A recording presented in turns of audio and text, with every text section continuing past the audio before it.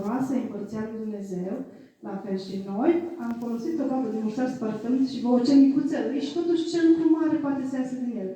Așa și noi în tabără am înțeles că credința noastră poate să fie micuță, dar când o punem în mâna lui Dumnezeu, El poate să facă să crească și să fie ceva valoros.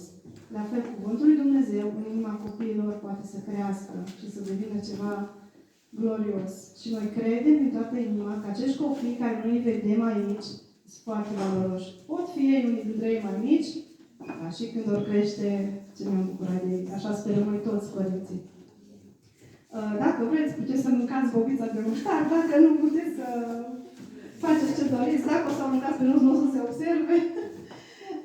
Dar noi asta am învățat, în pilda grăuntelui de muștar, că un lucru mic și neînsemnat poate să fie valoros când e pus în mâna lui Dumnezeu. Dar mai mult o să vă spunem prin următoarea cântare care vom cânta.